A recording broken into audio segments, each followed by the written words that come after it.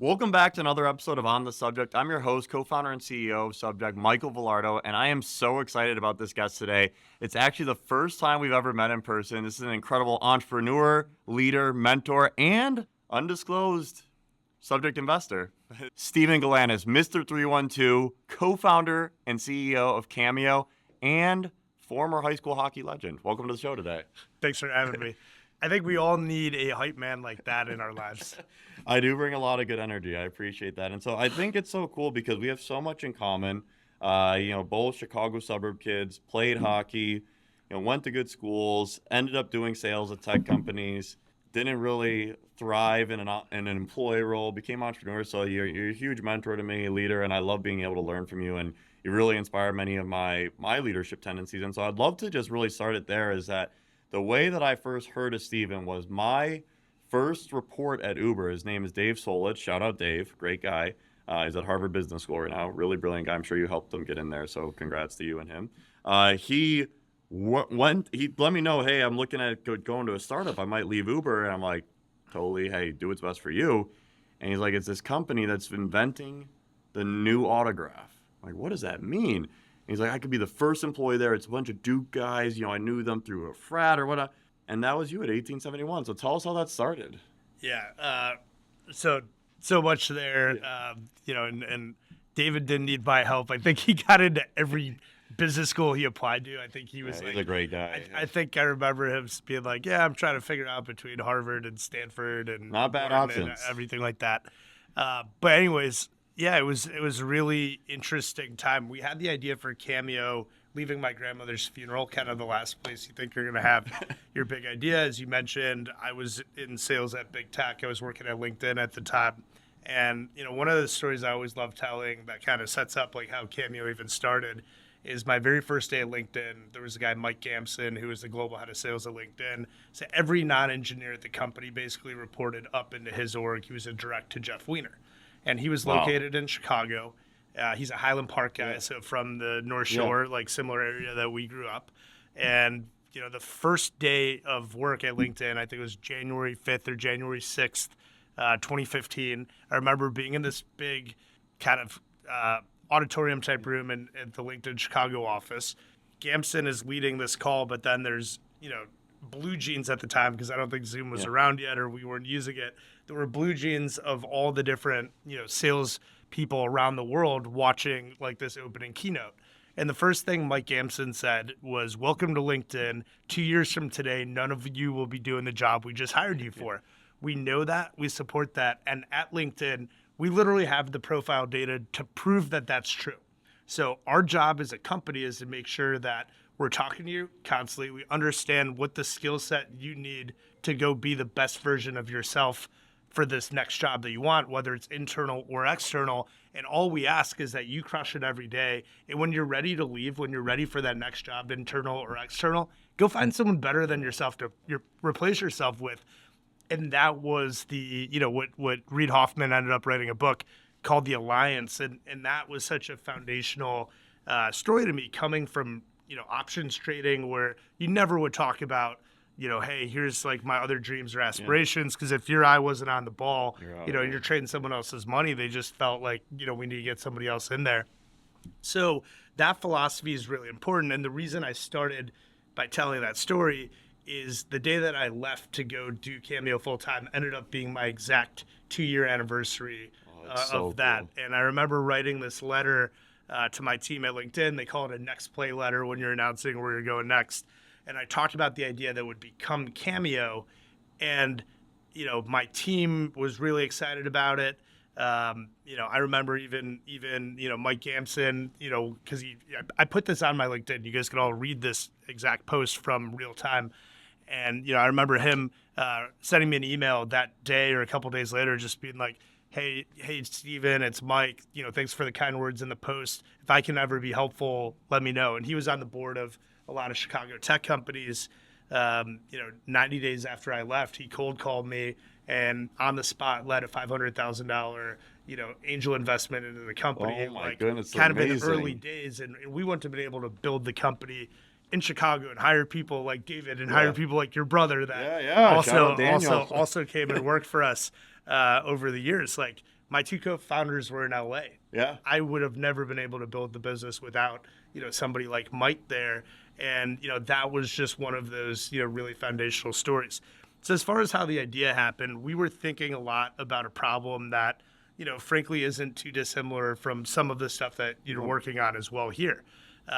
We felt that the way that technology was changing, there were more creators, more talent, more fame in the world than ever before. But the problem was the underlying business model that supports, whether it's professional football players where 85% of them go broke 5 years after playing their last game, and only 1% of athletes get 99% of all the endorsement revenues. In music for Spotify, the top 1% of streamers make over 90% of all the streaming revenue. And when you're talking about touring or merch, it's even more power law distributed than sports. On YouTube, the top 3% of creators make 97% of all the ad revenue on the platform. Wow. In acting, the Screen Actors Guild at any given time, 99.9% of the Screen Actors Guild is out of work, right? So when something like the strike happens last year, the stats were coming out that over 80% of the guild couldn't afford to get their insurance from SAG because they didn't work, it was something like that to make 25, 26 grand a year to qualify for SAG health insurance. And, most of the vast majority of SAG members didn't even get close to qualifying for that. So when we looked around, we felt like there was this huge gap that was happening where there was more fame than ever before. Think about TikTok. Every day there's new people blowing up. Love TikTok. Think about all the content that's getting made on the streaming platforms. It used to be that if you weren't in a movie or you weren't on a show on NBC or CBS or ABC, nobody knew about you. But today, you can audition for, scores of shows that are getting produced every single day on Netflix or Amazon Prime or the streaming platforms. Or guess what? If nobody casts you, you can do what our good friend Cody Ko did and just start making content. And if it's good enough, you're going to develop your own following. So this was a huge change in how that worked. But as we saw, there were more creatives than ever kind of playing for you had an exponential amount of growing fame and you had linearly or in some cases declining revenue streams that were supporting everybody else. We knew that there was going to be this larger gap between fame and monetization and the societal problem of people being more famous than rich. Because on the platforms, you're trading distribution for content, but you're not getting paid for it, the vast majority of people. So for us, it was all about how could we find a way for talent to get paid to become more famous? Like, how do you get more beloved every time you make a piece of content and it puts money in your pocket, right? So that's really what we try to do with Cameo and the big problem we've been working on this whole time. Yeah, I love it. And, we're 4 years old as a business. First 3 years, we've really focused on product and we're really proud of what we built. But this year, we've really focused on distribution, marketing. I didn't even have an Instagram or TikTok going into the year. Now we're doing a podcast with you. Like, I love content and content creation, and like you're such a big empowerment of the creator economy. And so huge shout out to you. So one interesting aspect of your story there that I love to dig into, and even dig in with myself as well, is like, you have your LinkedIn network, which is incredible. LinkedIn is one of the best companies to ever exist. Love LinkedIn. You also went to Duke, which is a fantastic school. How have both impacted the way that you think and then also the way you raise capital, interacted with the tech world? Because I think about my experience, I ended up doing my MBA at UCLA, undergrad at Penn, and I worked at Uber. For me, even though, of course, I love Penn, UCLA was definitely the most helpful from a overall tactic and timing perspective, but Uber has been the most powerful network I've ever been a part of. And it's interesting to see how schools versus companies can impact your career in different ways. Yeah, it's a great question. And I'll start with that same, before my first day at LinkedIn, you go in for a final round interview.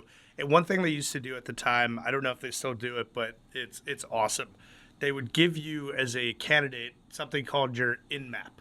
And it was a graphical representation of your network. Really cool, yeah. So you would see one color, the blue would be like everyone that you're connected with, you went to Duke with. Yeah. And, if you worked at Microsoft, you worked at sales, you would just see these different clusters. Yeah. And then within the clusters, there'd be these nodes of connection, like people that you shared so many common connections with, and they were clearly there. And I have the map from my very first day so cool. That I walked into the LinkedIn office when I was interviewing. Like, it's framed, it's in storage somewhere, but it's something like I got to find. It's like one of those things that disappeared during COVID. And I got to find it. I got to put it back on the wall. And I would love, Ryan, or anyone from LinkedIn, if you guys are listening, I would love if we could I'd love to see where my network is now, Yeah, because that was 8 years ago, and obviously the Cameo journey has changed so much of it.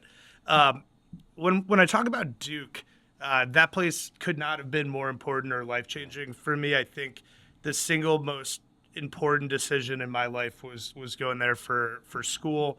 And interestingly, I remember it kind of came down to Duke and USC were like the two schools that I was thinking, and I always believed that kind of like Duke, USC, and Notre Dame for their region are like the same place. Yeah, they are very similar. They're excellent academic schools. They've got world-class sports. I was an athlete. Like, that was really important to me, whether I was playing or not. Agreed. You Love want to sports. be around it. Unbelievable alumni network that are super powerful, not just in their immediate geography, but kind of all around. And I love the vibe that I got on all of those campuses.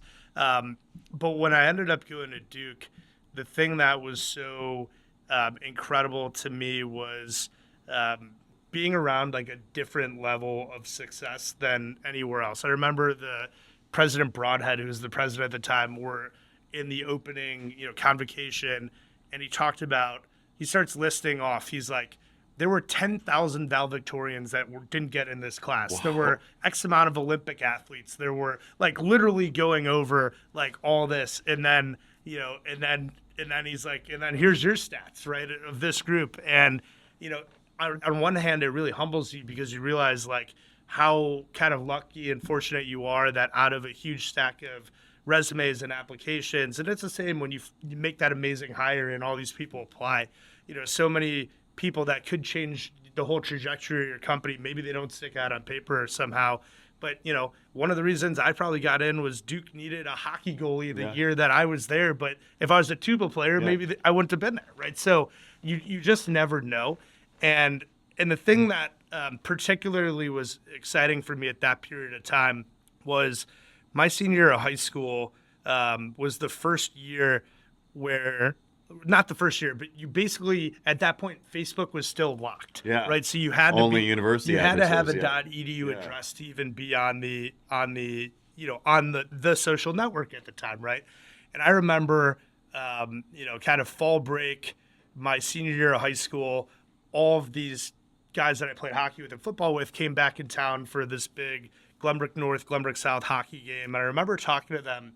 And they were like, oh, my God, Steven, this thing Facebook is out, and, you're going to love it. And they're showing me on the computer, at this party after the game. Yeah. And I remember seeing that, and I was like, this is amazing. And at that point, I actually applied early, not early, but, U of I had rolling admissions. Yeah. I remember getting into U of I and, putting a deposit down just so I could get the .edu email address to get on. The upshoot of that is, every single person that I knew from high school and then college – I was connected with on Facebook. That enabled me to build my first business in college, Spartan Entertainment. Me and my co-founder, Zach, ended up building a Facebook group that ended up having 17,000 college students. And we ran the nightlife at Duke, and then we had all these ancillary businesses. We had a college moving business. Something like 85 or 90% of Duke students live out of state. So, they need somewhere to put their shit after the semester's over. And we would hire, hockey players and football guys and basketball guys and wrestlers to come to your room and move the boxes, bring them to our warehouse, and then bring them back when you came back after the summer to go to your new place. We had a DJ rental business. A lot of kids wanted to get into DJing. They would play our parties. They would intern for us, basically kind of work for free. And then we would give them equipment, and then they could start, putting the money that they were earning, towards doing a lot of the events and parties we were doing. So my first entrepreneurial experience came from Duke, but social networking was so important of that. While at Duke, there was a guy named Xander who I met, whose dad was a really early LinkedIn investor and board member from Sequoia.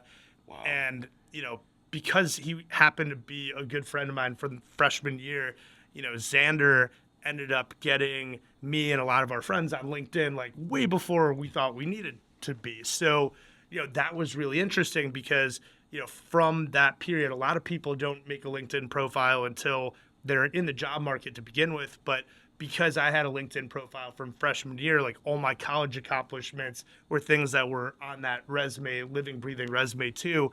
And that ended up being really interesting. So, for me, this connection of like connecting people and the power of that, whether it's LinkedIn to, I was coming out here for work this week. I hadn't been in LA in a year, and our Cameo for Business unit was trying to set up different meetings for me with CEOs in LA that, were big prospects of ours. And all of a sudden, this company called Byte pops up, which is a Smile Direct Club competitor.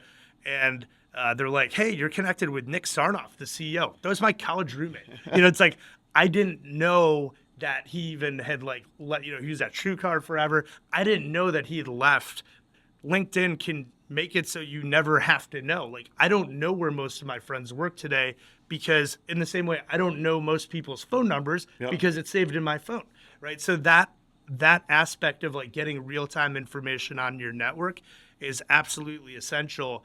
And a lot of the skills that I learned at LinkedIn ended up being the same skills that we taught at Cameo. So the way that we grew the Cameo business was actually through Instagram DM. Yes. We hired. You said cold calls dead. We hired an army of folks at Cameo that David was one of the pioneers of this, where we'd say, hey, you're doing sports, you're doing entertainment, go get them, and then David would sit there and DM Real Housewives until his thumbs were bleeding, right? And part of the way that you would sometimes get to someone really busy is you would look at their LinkedIn, at their Instagram posts, and see who else they were in. So, if you happen to be good friends with Jeremy Piven, like you might be a lot more easier to get. So they DM you, and then you'd be like, oh yeah, I'll set up for, with Jeremy, right? So that's kind of how we built it. This concept of social selling was something I learned about at LinkedIn, where I was on the team that was selling Sales Navigator, which is LinkedIn's great tool. We use it. First prospecting tool. So, while we weren't using LinkedIn as much, at Cameo, the skills that I learned about social selling allowed our Cameo sales team to be at the bleeding edge of the spear when it came through social selling and social prospecting through Instagram. And, Instagram is an amazing tool for any emerging entrepreneurs out there. Unlike Twitter, unlike LinkedIn, anyone in the world can send a message to anyone else in the world on Instagram, right? And that's a really big unlock. Now, are they going to see it? Maybe, maybe not. But at least you can get the access there. And you'd be surprised at how many people with blue check marks, will end up still reading every single one of the DMs that comes in. And so often that is how somebody got a job, or how, some entrepreneur got their break, or how some video editor ends up DMing the right, athlete and becomes their video editor. So, shoot your shot. Shoot your shot. You heard it here first. And I think there's a couple really cool ideas that you really brought into the fruition. Cold calls dead. One of the ones, and there's probably an untold story before, and you might not even remember it, was when we first pitched Steven, we were Emil Learning, and he really put down the name, which I appreciate right away, because he's like, I don't know how to say this or whatnot. And we ended up changing our name to Subject. Huge credit to you. Congrats. Thank you. Way better name. So I'm assuming Cameo wasn't the first name of your business then. No. Cameo, what was the first name? Let's hear the story. Yeah, Cameo was not the first name of our business. Actually, this is a pretty good story, and it resonates based on even a post that you posted this week. My little brother John Galanis, who worked for us for the first year of the business, he's the one that came up with the name Cameo, and we had a process where we first. We didn't know what it was going to be called, but if you go in the Cameo database today, the first idea we had for a name was Starboard. It was just a board of all these stars. So literally, in our prod database, everything still says Starboard. I love that. We have Emil Learning for our Salesforce, everything. It's still there. The first website we went public with was Power Move. We just called it Project Power Move. Yeah. We didn't know, we knew that wasn't going to be the name of the company, but it was something to start with. And then I remember we hired this branding firm in Miami that ended up being the firm that created the logo that would become Cameo and iconic. This was their first cut at the Cameo logo, and we've never changed it to this day, the word mark. But I remember they gave us 4 choices when we did this big branding exercise, and I think the choices were Hero Hub, Thrill Thrillo. Oh my God. One was like Whammy. No, not Whammy. Thrillo, and then Hyped. HYPD. So then I remember I downloaded my entire LinkedIn network, and part of the reason I did this was to like again keep people excited and like almost like the concept today they call building in public. Yeah. Like I did that, and I felt from the very beginning getting my personal community behind Cameo from the earliest days, or the idea that would become Cameo, at least for my journey, was really, really important. We're a consumer-facing business. Yep. You know, my friends and family are going to have to be our first customers. Like, that's just how it's going to work. The first talent that are going to join when you have the chicken and egg question are going to be people that I know. So I really felt like giving my whole community access to, you know, things as important as like, what should we call this consumer-facing brand? And I remember we sent the survey out, and I was really excited about the idea. The company Hero Hub, I thought that was like a cool, like very aspirational name for what we were going to do. And then, you know, again, like the reason this is important, I remember we sent this out, and a lot of my college network is all in New York at this point, and they're all like, that sounds like a sandwich shop, you know, because like on the East Coast they call them Heroes, right? Yeah. And that's not anything that I would have thought about coming from Chicago. You know, I remember people dogging on Hyped. They're like, and it was HYPD. It was like, that's like too millennial, too Gen Z.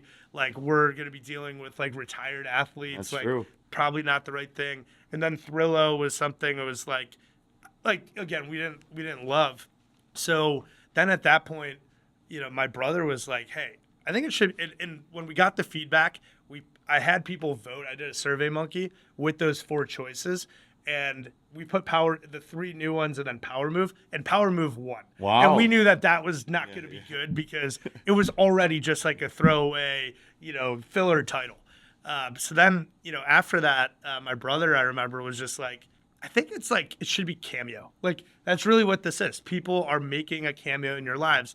Now, the problem was the cameo.com domain was taken and owned, and we weren't going to be able to get that. Cameo was taken on Instagram. Cameo was taken on Twitter. So what we decided to do is we bought bookcameo.com, and then over the years we're able to acquire, you know, the domain.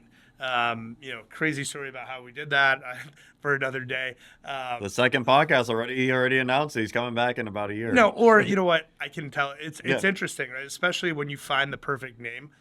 So we ended up going to GoDaddy. We're trying to buy it. We end up getting in contact with the guy that owns it, and we end up structuring a deal with him to rent the website for 6 years and then have a purchase option to buy it later, because the price that he wanted was, you know, astronomical. So it was kind of like, okay, like what if we find, you know, you've owned this website since like the 90s. Like this guy like had kiss.com back in the day. Wow, he's killing like, it. Yeah. He was like one of these just OG. And unlike real estate, you can afford to just buy $20 a year to renew it.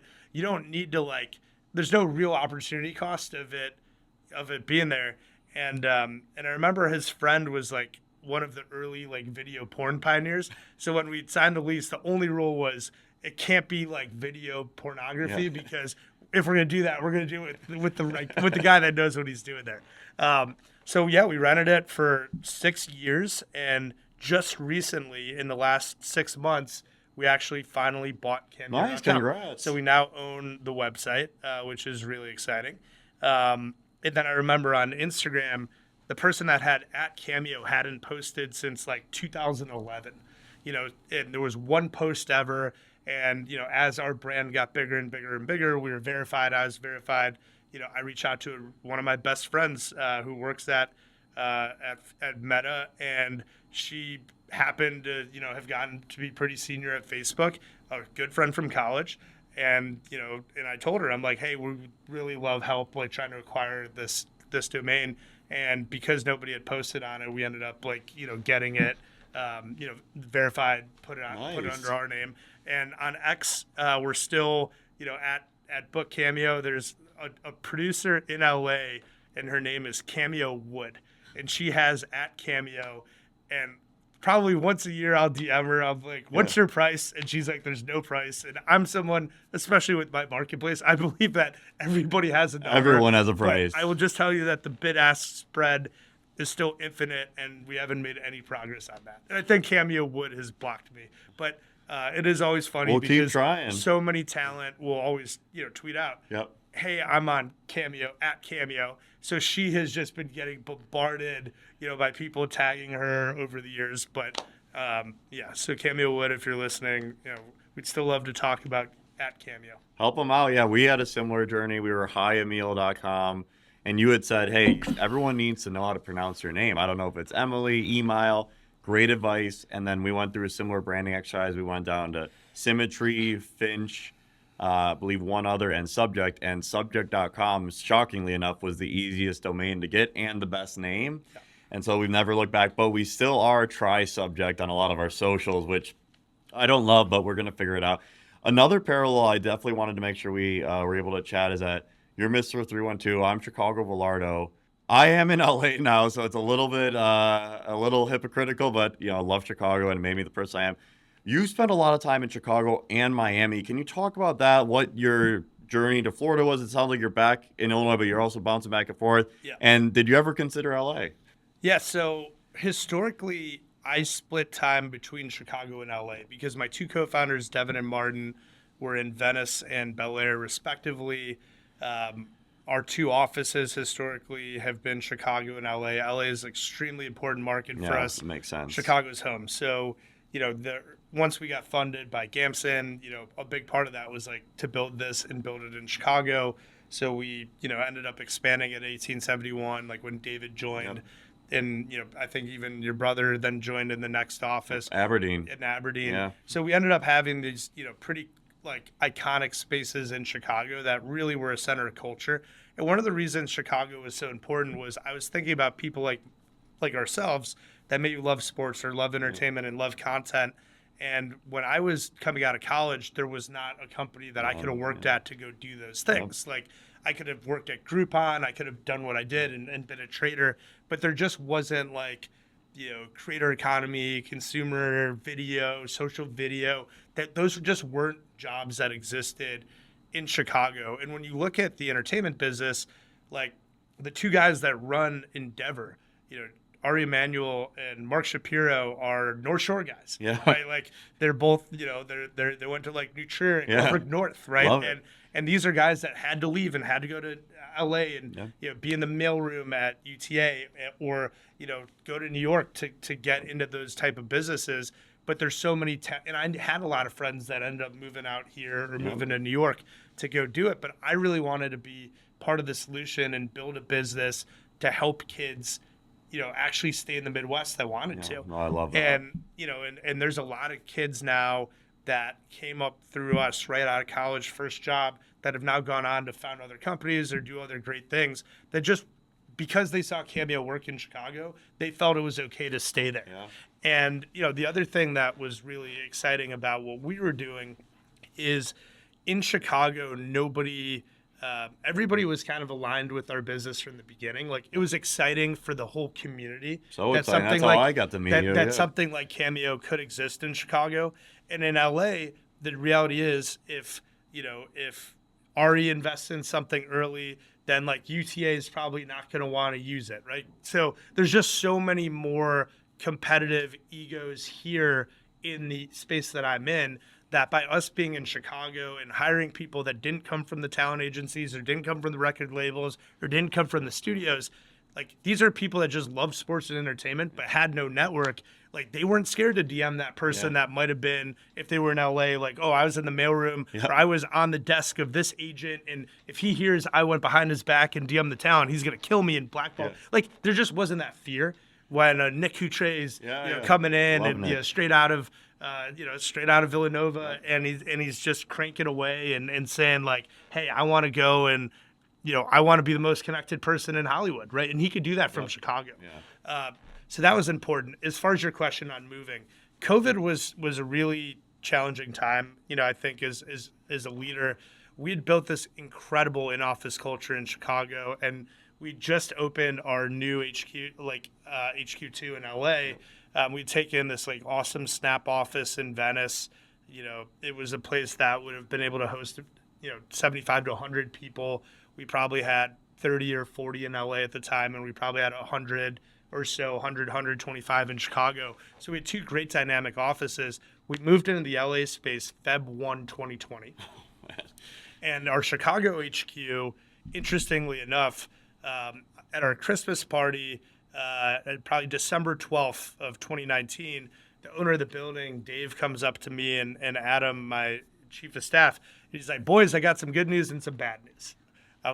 He's like, what do you want first? I'm like, I'm an optimist. Give me the good news. He goes, I just made a lot of money. And I go, awesome. Congratulations, Dave. What's the bad news? He's like, I just sold the building and the ones around it. They're going to build this huge new development here. We need you out April 1. So suddenly, as anyone knows, when you go to find commercial real estate, that's like a 6-month process at least. It could take 3 months just to get the lease. And now I'm worried about how do I move my HQ and find something that's ready to go. So we end up talking to the people that are buying our building. They had just created this new tower, a few blocks away at the far end of Fulton Market, which was kind of going to be the signature building on the west side of the West Loop. And they wanted that to be Cameo Tower. They had this 2-floor spec suite. They were willing to build out, and they're like, if you take this lease, we won't knock your current office down until the new building's done. So it was probably Wednesday, something like March 11th, 2020, whatever the day was that Rudy Gobert got sick and the NBA shut down. Tom Hanks that day. That morning, I was supposed to sign a 10-year lease on a new HQ in Chicago. And, I remember like the guys had brought in, we're picking out furniture, like fabrics, do you want this wallpaper or that wallpaper? Do you want this upholstery or that upholstery? Like they have a book of I'm literally touching fabrics and I'm looking at this beautiful mock-up of our dream office. And in my heart of hearts, in my gut, I knew we were never going to move in there. So I told them, I'm like, guys, I think this COVID thing could be a real deal. I can't sign this lease today. And they're like, well, just so you know, if you don't sign, then wrecking balls are coming April 1. Right. So now we're talking about 2-3 weeks later. And I was like, I understand you have to do what you got to do, but I just can't sign this lease today. I sent everybody home that day, and nobody ever came back to work in the Aberdeen office in Chicago. And that was a pretty crazy pivotal moment in the company.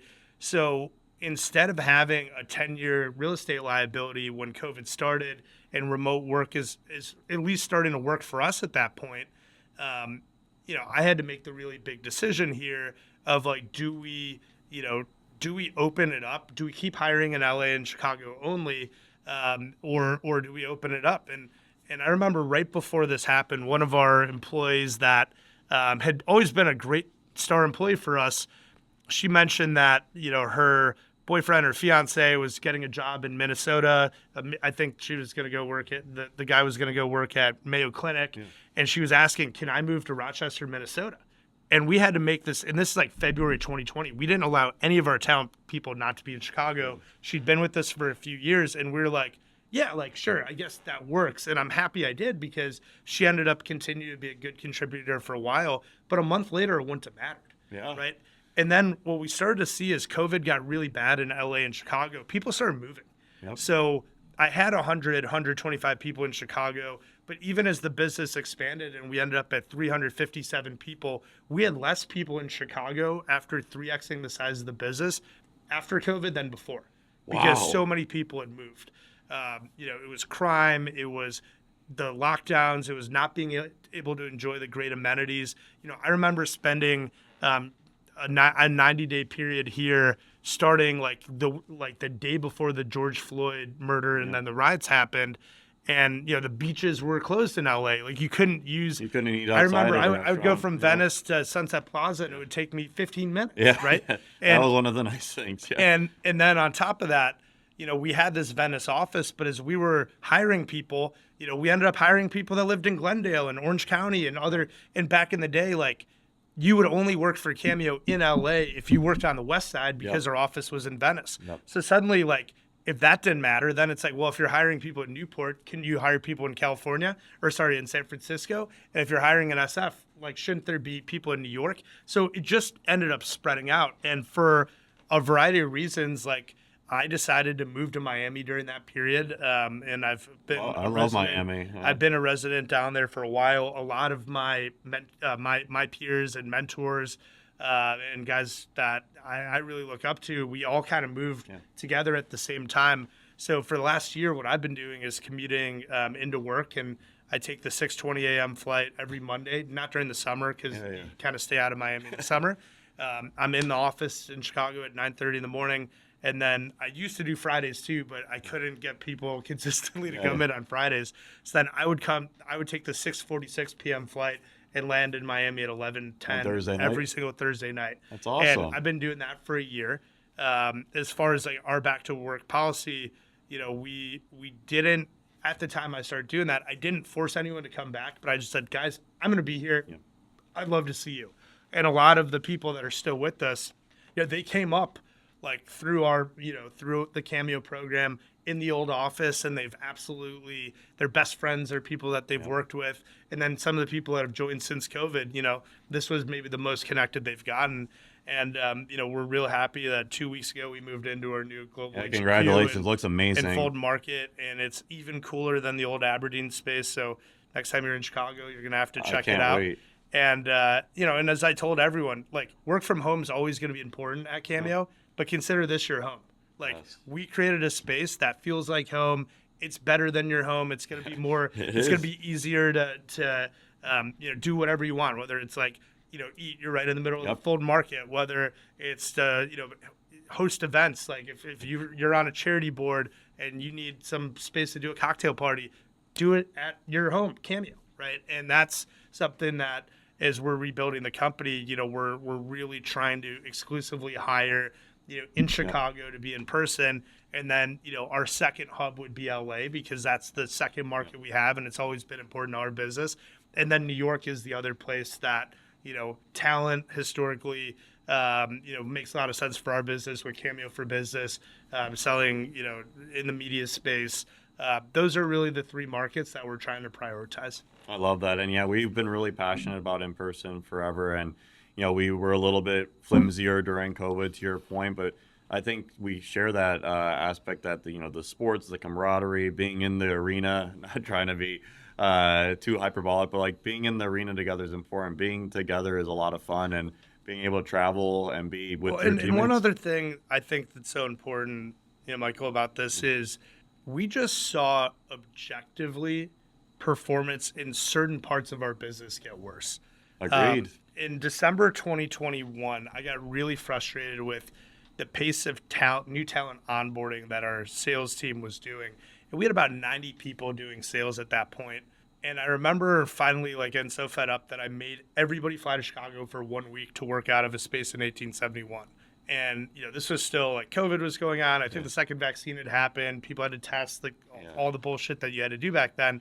But we had everybody come in the craziest stat. And I at the time, I remember talking to Crane in Chicago about this. The first day that everybody was back, there was more output than the monthly average output of the entire sales team. Wow. The previous 6 months.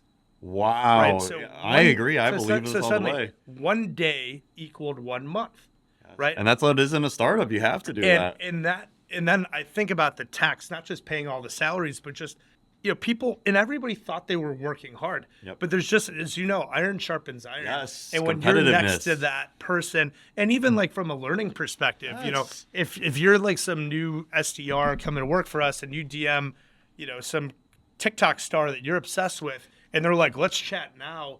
If you were in the office, you could grab me, you could grab Arthur, you could grab everybody, and then you could put it on speakerphone, and the three of you could have that conversation. But guess what? Slack Huddle doesn't do that. Nobody's doing it. As much as I would say, here's my cell phone number, call me, or DM me about anything.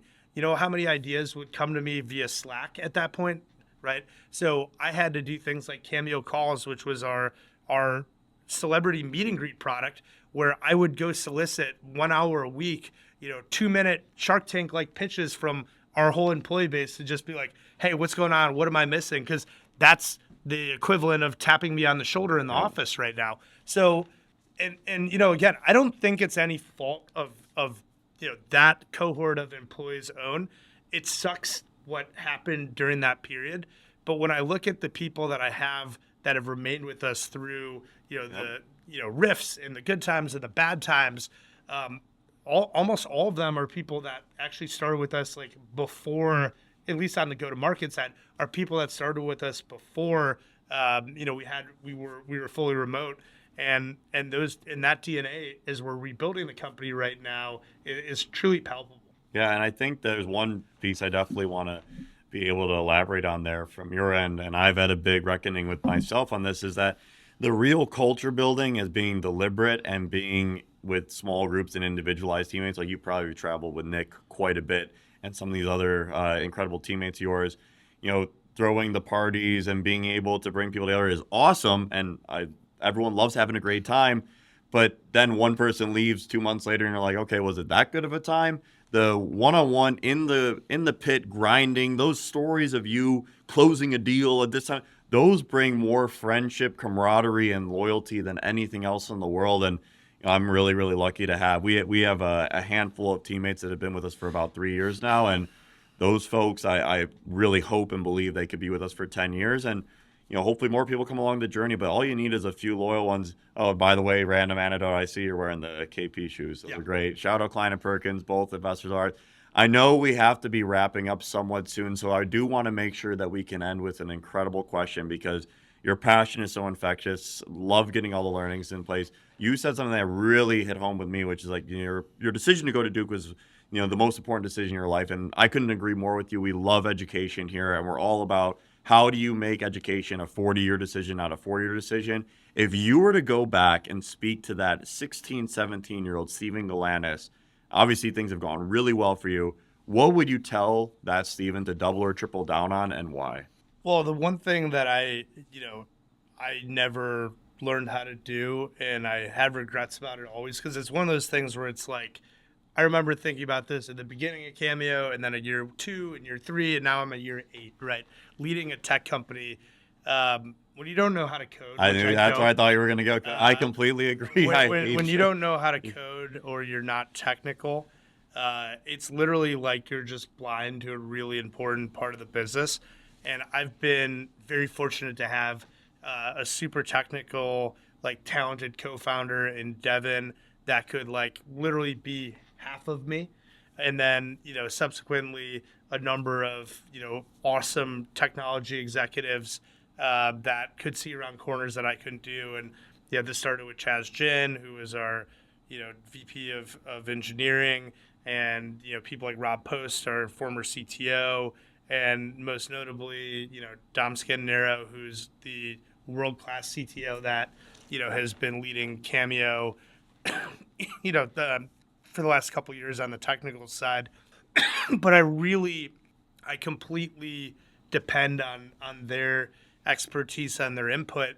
And, what I wish I had done is, even though I didn't have the time to do it, I wish I had either earlier in college or, when I was trading, I already could see that, the pit trading that I was doing was kind of out, and the quant trading that was coming was really where the puck was going. I really regret that I haven't learned, how to code, even the fundamentals, not even so that I could be someone that could just be like, I have this fucking idea, I want to go ship it. It's not actually that.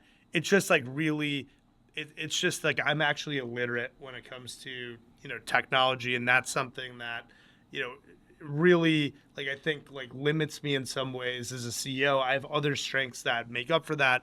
I've got great people around, but that is something running a technology company, not being technical, I think, can be a hindrance. Well, and so the one way that I definitely want to add on to that, I feel the exact same feeling. I was able to get a little of product management at Nike, and then also at UCLA, took a couple coding classes, but still very much a blind spot. And a big driver for subject was, I wish we definitely didn't have it at Cary Grove High School in Illinois. Shout out Cary. We did have it at Penn, but I had no idea what it was. I was playing baseball and did not even know what computer science was. But then I got my first job out of school at a startup. I was a 5th employee, Dispatcher Inc. We were the Uber of trucking, and acqui-hire by Uber. And that's when I finally realized, wow, this coding stuff's important. So I wish. But what you could do, Steven, is go to subject.com and take the computer science class because it's an amazing Man, class. I will. You know what? I am. We'll get you investor free membership. Give me my investor discount.